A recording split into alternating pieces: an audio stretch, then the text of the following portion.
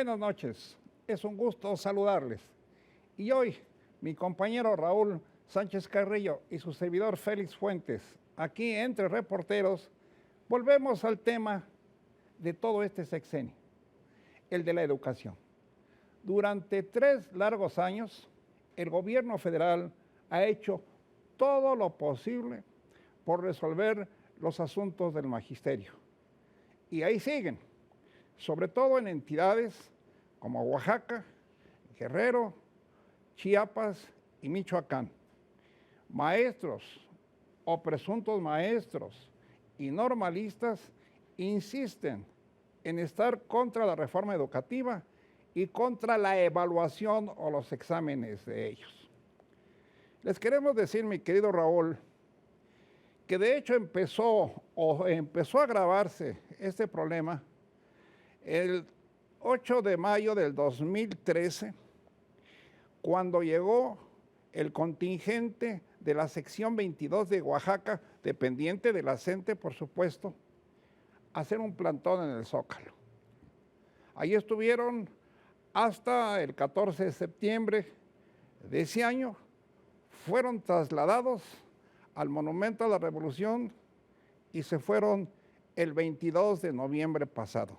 Es decir, los profesores o quienes dicen serlo estuvieron 2 años y 173 días de plantón en el Distrito Federal.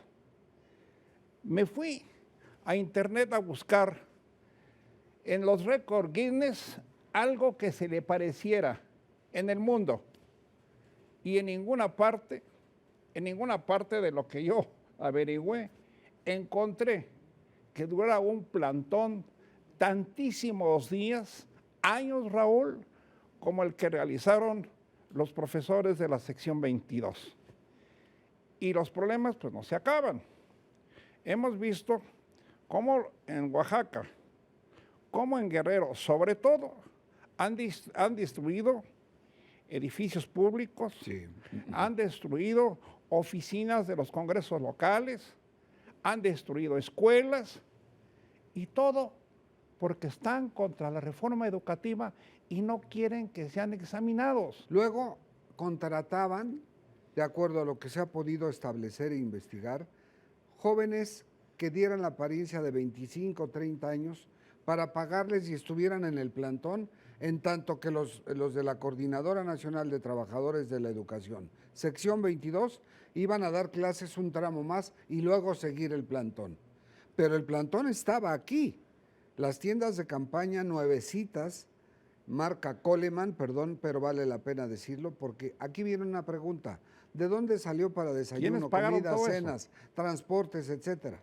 Sin embargo, las cosas han llegado a tal que en esta vandalización que es en edificios o es en instalaciones, ayer fue en un choque entre federales que estaban protegiendo la evaluación de quienes en Acapulco habían intentado y lograron una parte anular la evaluación de cerca de 1,200 maestros porque desconectaron las computadoras, se filtraron como maestros para hacer la evaluación y adentro quisieron reventarla.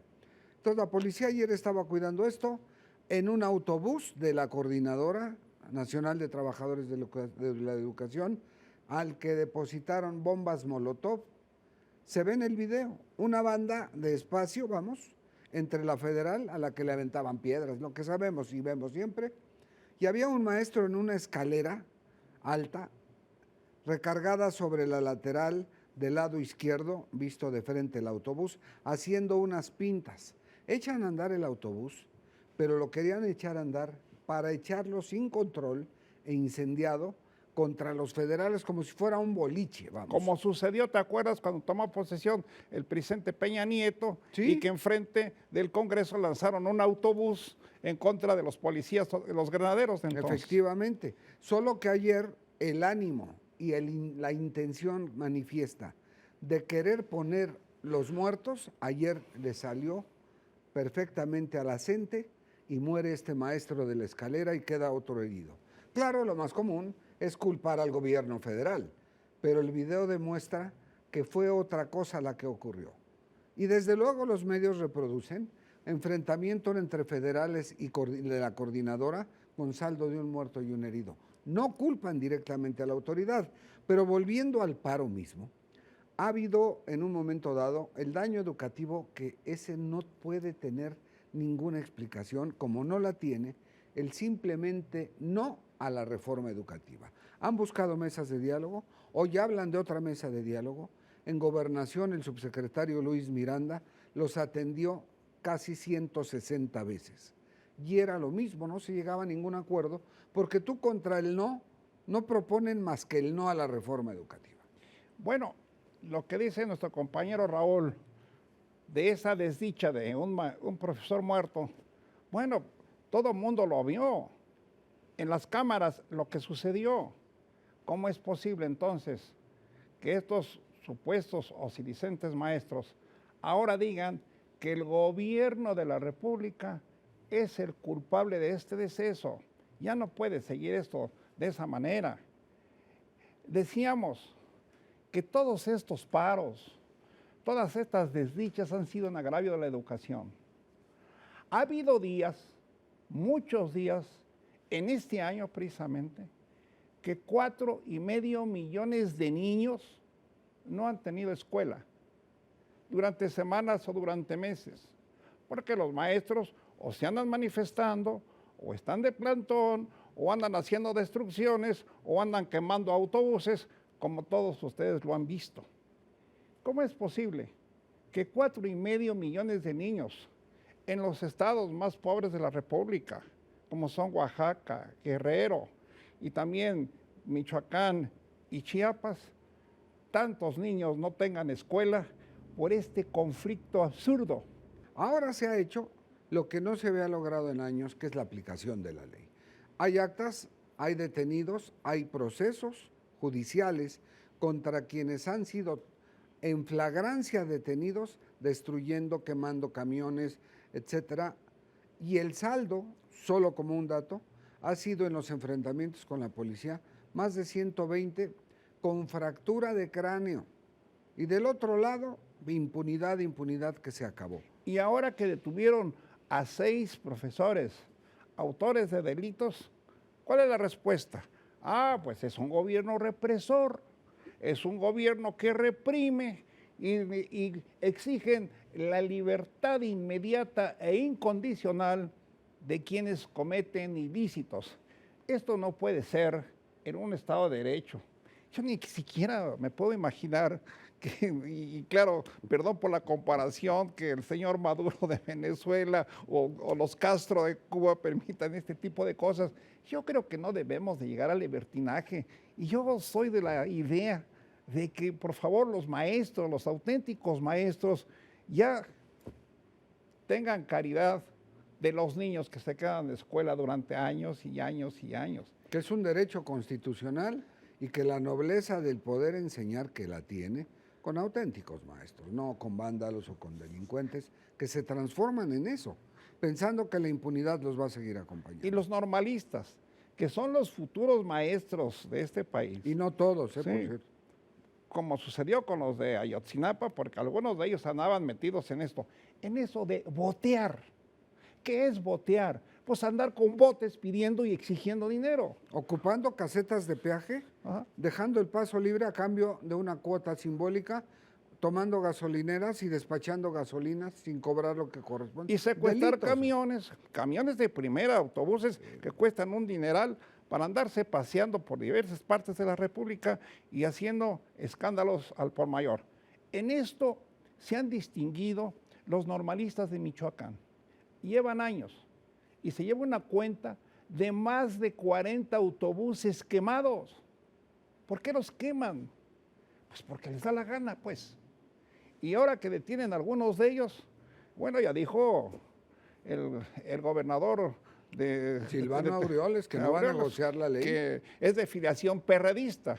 Dijo él, nos hemos tardado mucho en poner en orden entre estos jóvenes. Bueno, si ya los de derecha y los de izquierda y del color que se quiera, Raúl, ya están cansados de esto, no vemos por qué la autoridad no tenga que poner orden, particularmente en esos estados. Estoy totalmente de acuerdo y además ese orden ha empezado a ponerse.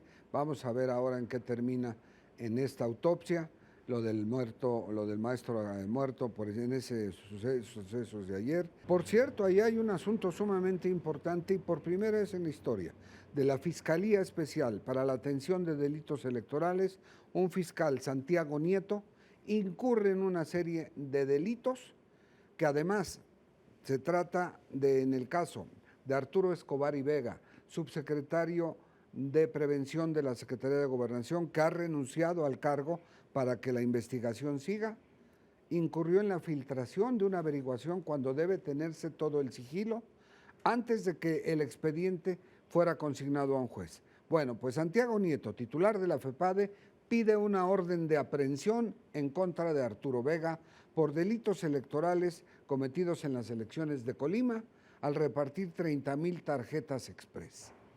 Sin embargo, el juez acaba de negar la orden de aprehensión. ¿Qué quiere decir esto? Que en ese expediente, en esa consignación, no había elementos suficientes y Arturo Escobar y Vega ha dejado de ser el acusado de los partidos de oposición de ser un delincuente electoral. Más aún, ayer Arturo Escudero, senador del Partido Verde, presentó una denuncia en la Procuraduría General de la República contra Santiago Nieto. ¿Por qué? Porque violó el derecho del presunto a no ser revelada la investigación. 2, el 125 del Código de Procedimientos Penales Federales, que tiene que ver con que envía una consignación, pero filtra a un medio de comunicación el escándalo contra Arturo Escobar y Vega. Arturo Escobar, como sabemos, ustedes lo saben, es del Partido Verde, pero eso a nosotros no nos importa ni nos atañe. Simplemente pues, era un funcionario de gobernación que a algunos no les gustó que lo nombraron, ese es otro problema. Tampoco vamos a estar en defensa de ningún miembro de ningún partido político, pero bueno, si hay un fiscal que se encarga de regular o de vigilar los actos de los partidos políticos, y esto le fue encomendado al señor Santiago Nieto, quien trabajó como asesor del partido de la Revolución Democrática, del sí. PRD. Bueno, pues entonces, ¿por qué no cumple con su papel de árbitro, de fiscal, en vez de estar pidiendo órdenes de aprehensión a los jueces en contra de algún miembro de otro partido? Exacto. Ahora falta que al negarse la orden de aprehensión y la denuncia en contra del propio titular de la FEPADE, algo habrá de ocurrir en la posición que conservará o no, pero que lo exhibe, sí, como un funcionario que violó la ley cuando lo que le toca es hacerla cumplir. Pues así anda nuestro magisterio, nuestros partidos políticos, y de verdad todos queremos que en este fin de año se tranquilicen los ánimos, que todos tengamos estado de ánimo bueno, positivo, para ir enfrentando todas estas situaciones que tanto nos duelen a los mexicanos. Muchas gracias, Raúl. Muchas gracias a ustedes. Estaremos escuchándonos la próxima semana. Gracias, buenas noches.